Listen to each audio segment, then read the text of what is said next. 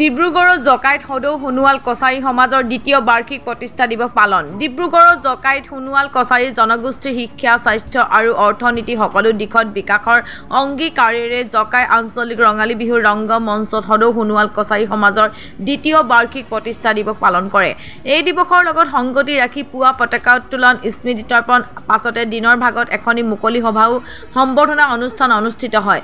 অনুষ্ঠানত সমাজৰ বিভিন্ন দিশত কাম কৰে কেইবাজনো বিশিষ্ট ব্যক্তিক বিশেষ সম্বৰ্ধনা জ্ঞাপন কৰে। উক্ত মুকলি সভা আৰু সম্বৰ্ধনা অনুষ্ঠানতো আঁত ধৰে সমিতি সম্পাদক দীপক শইকীয়াই। অনুষ্ঠানত সোণোৱাল কছাৰী সমাজৰ কৃষ্টি সংস্কৃতিৰ লেচাৰী নৃত্য প্ৰদৰ্শন কৰা হয়। এই অনুষ্ঠানত অসম জাতীয় পৰিষদৰ সভাপতি লুৰিণজ্যোতি গগৈ, শদিয়া সমষ্টিৰ প্ৰাক্তন বিধায়িকা জ্যোৎস্না সোণোৱালৰ লগতে বহু গণমান্য ব্যক্তি উপস্থিত থাকে। সোণোৱাল কছাৰী জনগোষ্ঠীৰ শিক্ষা, স্বাস্থ্য আৰু অৰ্থনীতি এই তিনিটা বিষয়ত বিশেষভাৱে গুৰুত্ব প্ৰদান কৰি আজি দ্বিতীয় বছৰত ভৰি দিছোঁ। আজি জকাই অঞ্চলৰ ৰাইজৰ সহযোগত সদৌ সোণোৱাল কছাৰী সমাজৰ দ্বিতীয় বাৰ্ষিক প্ৰতিষ্ঠা দিৱসত ইয়াত আমি উদযাপন কৰিছোঁ। আৰু ইয়াতে আমাৰ শিক্ষা বিষয়ৰ ওপৰত যিসকল শিক্ষাবিদ আছে তেওঁলোকক আমি সম্বৰ্ধনা জনাইছোঁ। স্বাস্থ্য সম্পৰ্কত ইয়াত আমাৰ আলোচনা হৈছে। অৰ্থনীতি সম্পৰ্কত আমাৰ সমাজখনক আমি কেনেকৈ নিবনুৱা যুৱক যুৱতীসকলক, কৃষকসকলক, আমাৰ দুখীয়া মানুহবিলাক আগুৱাই নিম এই সম্পৰ্কত আমি আলোচনা কৰিছোঁ। আৰু এই সম্পৰ্কত যিসকলে ইতিমধ্যে সফল হৈছে, কৃষকে হওক, খেতিয়কে হওক, ব্যৱসায়ী হওক, অভিভাৱক, অভিভাৱিকা, সাহিত্যিকে হওক, সকলোকে সকলো শ্ৰেণী আমি আমাৰ সংস্কৃতিৰ সাধকসকলক আমাৰ সফলতাৰে যিখিনি অৰ্জন কৰে তেওঁলোকক আমি সম্বৰ্ধনা ইয়াত জনাইছোঁ। এই অঞ্চলৰে দুগৰাকী ধৰিত্ৰী সোণোৱাল, পিকু সোণোৱাল উদীয়মান ৰাষ্ট্ৰীয় খেলুৱৈ, তেওঁলোকক আমি সম্বৰ্ধনা জনাইছোঁ। সাহিত্যিক আমি মৰিয়াম সোণোৱাল আমাৰ সম্বৰ্ধনা জনাইছোঁ। কৃতিত্ব কৰা আমাৰ সফল অভিভাৱক সম্বৰ্ধনা জনাইছোঁ। আৰু এনেধৰণেই আমি সোণোৱাল কছাৰী সমাজক পদক্ষেপ আমি আগুৱাই নিবৰ কাৰণে সোণোৱাল কছাৰী সমাজে আমি চেষ্টা চলাইছোঁ। আমি যোৱা কাৰ্যকালত সোণোৱাল কছাৰী ছাত্ৰ ছাত্ৰীসকলৰ কাৰণে আমি শিক্ষাদান প্ৰদান কৰিবৰ কাৰণে বিনামূলীয়া আমি পাঠদান কৰিছোঁ। বিভিন্ন দুখীয়া মানুহবিলাকক আমি আৰ্থিকভাৱে সহায় কৰিছোঁ।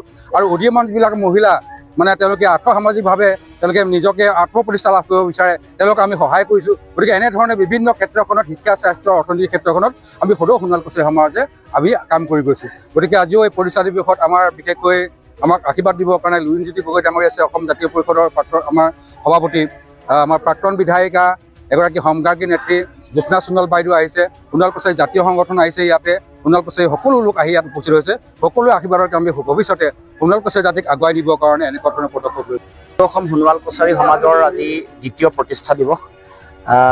এই অনুষ্ঠানভাগী তেওঁলোকে সোণোৱাল সমাজৰ বিভিন্ন ব্যক্তিক মাতি আনি সম্বৰ্ধনা জনাইছে। আৰু তেওঁলোকে সোণোৱাল কছাৰীসকলৰ সামাজিক উন্নয়নৰ কাৰণে এটা পৰিকল্পনা কৰিবৰ কাৰণে তেওঁলোকে ইতিমধ্যে আলোচনা বিলোচনা কৰিছে। বিশেষকৈ সোণোৱাল কছাৰী সমাজৰ শিক্ষা, স্বাস্থ্য আৰু অৰ্থনীতি এই তিনিটা বিষয়ৰ সামগ্ৰিক উন্নয়নৰ কাৰণে তেওঁলোকৰ ফালৰ পৰা সোণোৱাল কছাৰী সমাজৰ ফালৰ পৰা এটা পৰিকল্পনা প্ৰস্তুত কৰিছে। আমি সকলোৱে জানো যে এটা জাতি বা এটা জাতিসত্তাৰ সামগ্ৰিক উন্নয়নৰ কাৰণে শিক্ষা অতি গুৰুত্বপূৰ্ণ বিষয়।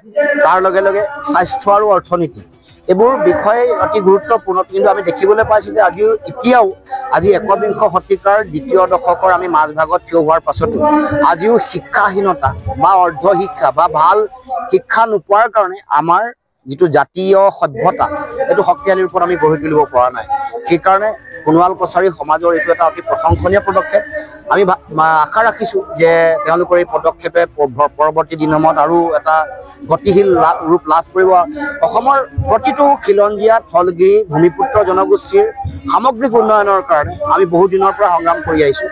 সকলো জাতি জনগোষ্ঠীৰ সম অধিকাৰ, সম উন্নয়ন আৰু সমমৰ্যাদা এইটো এটা শ্লোগান হিচাপে লৈ আমি সকলোৱে আগবাঢ়িছোঁ। কাৰণ এটা জনগোষ্ঠী কিবা কাৰণত পিছ পৰি থাকিলে সামগ্ৰিকভাৱে অসমীয়া জাতিসত্তাৰ উন্নয়ন নহ'ব, বা অসমীয়া জাতিসত্তাৰ উন্নয়নৰ কাৰণে অসমৰ প্ৰতিটো জাতি জনগোষ্ঠীৰ সামগ্ৰিক উন্নয়নৰ কাৰণে আমি কাম কাজ কৰিব লাগিব। এইটো আমাৰ সকলোৰে দায়িত্ব। গতিকে এই চিন্তাৰে তেওঁলোকে এই যি যাত্ৰা আৰম্ভ কৰিছে, বৰ বেছি দিন হোৱা নাই, 2 বছৰ হৈছে যদিও কিন্তু যথেষ্ট সংখ্যক মানুহ গুৰুত্বপূৰ্ণ মানুহ জড়িত হৈছে। বিশেষকৈ বৌদ্ধিক জগতৰ লগত জড়িত, সাহিত্য, সংস্কৃতি, ক্ৰীড়া সকলোকে সামৰি সকলো ক্ষেত্ৰৰ মানুহক তেওঁলোকে মাতি আনিছে, সম্বৰ্ধনা জনাইছে। আৰু সকলোকে লৈ এই যিটো এখন সমাজ এখন আগবঢ়াই লৈ যাবৰ কাৰণে চিন্তা চৰ্চা কৰিছে। গতিকে এই মুহূৰ্তত মই প্ৰতিষ্ঠা দিৱসৰ শুভক্ষণত প্ৰতিষ্ঠাৰ লগত জড়িত সকলোকে মই আন্তৰিক শুভেচ্ছা জ্ঞাপন কৰিছোঁ।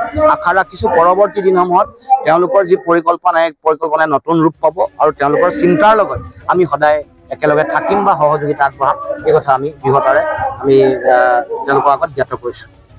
সোণোৱাল কছাৰী জনগোষ্ঠীয় উন্নয়নৰ অংগীকাৰৰ সংগঠিত হৈ মানে সদৌ সোণোৱাল কছাৰী সমাজৰ আজি দ্বিতীয় বাৰ্ষিক যিখন প্ৰতিষ্ঠা দিৱস আজি জকাই হাঁচৰাত এটা খোৱাং সমষ্টিৰ ইয়াতে আয়োজন কৰিছে।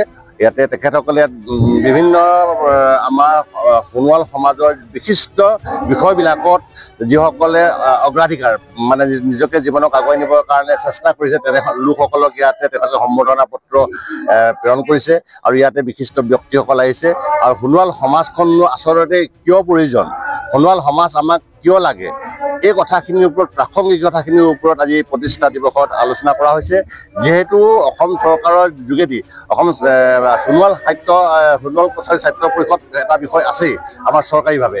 ইয়াতে জাতিটোৰ উন্নয়নৰ বাবে কৃষ্টি সংস্কৃতি আৰু ক্ৰীড়া আৰু শিক্ষা ক্ষেত্ৰত আগুৱাই নিবৰ কাৰণে বিভিন্ন ধৰণৰ আঁচনিৰ যোগেদি কাৰণে বিভিন্ন কাম কৰা হৈছে। আৰু সেই যোগেদি ইতিমধ্যে আমাৰ সোণোৱাল কছাৰীৰ বহু ছাত্ৰ ছাত্ৰী যুৱক যুৱতী লাভান্বিত হৈছে, বিভিন্ন বিষয় দিয়াৰ সুবিধা পাইছে।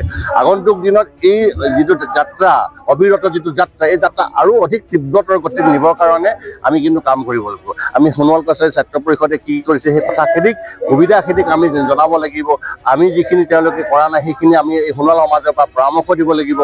সেই বিষয়ত আমাৰ কৰোঁতীয় কাম আছে।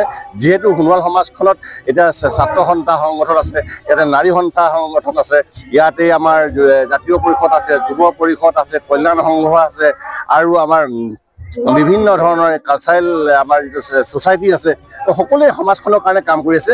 মই ভাবোঁ এনেধৰণে কাম কৰিলে সকলোৱে আজি যিখন আমাৰ অসম বিভিন্ন জাতি জনগোষ্ঠীয়ে ভৰি থকা এখন অসম, ইয়াত আমাৰ সোণোৱাল জনগোষ্ঠীও জনজাতি হিচাপে তৃতীয় জনগোষ্ঠী হিচাপেও বৰ অসমখনক অৰিহণা যোগোৱাৰ ক্ষেত্ৰত শিক্ষা ক্ৰীড়া সাংস্কৃতিক দিশত আমাৰ সকলোৱে দায়িত্ব আছে। আৰু এই দায়িত্বক যদি আমি সততাৰে আমাৰ অগ্ৰজসকলে আমি অভিভাৱক হিচাপে আমি আগুৱাই নিব পাৰোঁ, তেতিয়াহ'লে অসমখনক আগুৱাই নিব পাৰিম। অসমখনক আগুৱাই নিয়াৰ মানে যে আমাৰ মাননীয় মুখ্যমন্ত্ৰী ডক্টৰ হিমন্ত বিশ্ব শৰ্মা ডাঙৰীয়াই যে ভাৰতবৰ্ষৰ 5খন ৰাজ্যৰ যিখিনি চিন্তা ধাৰণা কৰিছে, এই দেশখনৰ আন্তঃগাঁথনিৰ সমান্তৰালভাৱে সাংস্কৃতিক পথাৰত, খেলপথাৰত, ক্ৰীড়া ক্ষেত্ৰত যাতে আগুৱাই নিবৰ কাৰণে সম্ভৱ হ'ব, তাৰ কাৰণে আমি কাম কৰিব লাগিব। আজি মই উদ্যোক্তা মণ্ডলীক এনেধৰণৰ অনুষ্ঠান আয়োজনৰ যোগেদি বিভিন্ন ব্যক্তিৰ বিষয়ৰ যিখিনি মাৰ্গদৰ্শন তেখেতসকলে দিয়াইছে বা শুনিছে ৰাইজে, ইয়াৰ জৰিয়তে এই অঞ্চল বা সমাজখন উপকৃত হ'ব বুলি আশা কৰোঁ। ধন্যবাদ।